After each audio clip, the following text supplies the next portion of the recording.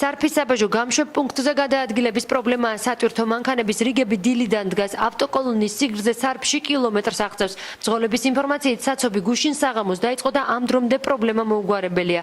ისინი რიგების შექმნის მიზეზად საბაჟოზე არსებულ ტექნიკურ პრობლემებს ასახელებენ.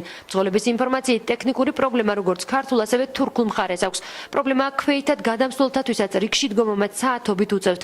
სარფის საბაჟო გამშვები პუნქტის თანამშრომლები აცხადებენ, რომ ისინი ჩვეულ რეჟიმში მუშაობენ და საბაჟოზე ტექნიკურ პრობლემას გამორიცხავენ. შექმნილ სიტუაციას კი ტურისტულ სეზონს უკავშირებენ. გადმოსასვლელზე, თურქეთის გადმოსასვლელზე არ იყო პრობლემა, მეტნაკლებად კი ვიყავით რიგში, მაგრამ მაინც და საქართველოზე ძალიან დიდი და გითხრეს, რომ გათიშული იყო დენი თუ ელექტრობა თუ რაღაც ასეთი და ძნელი იყო, ასე ვთქვათ, საცობების შეიქმნა და ძალიან მცირე ხალხი გადის დროულად. მოვედი აგერ დამხვდა ამნაირი სიტუაცია, რიგებია ძალიან მგზავრები მყავს, მგზავრები გადასულია და რა ვიცი რა, როდის გადავალთ არ ვიცი. ველოდებით. საბაჟო გამშვებ პუნქტს ამ ეტაპზე არც მუშაობის პრობლემა არ აქვს, ანუ საბაჟო გამშვებ პუნქტი მუშაობს ჩვეულ რეჟიმში. პირიქით სეზონიდან გამომდინარე, იქიდან გამომდინარე, რომ ამ პერიოდში იმატებს მოქალაქეთა ნაკადი დაახლოებით 40%-ით.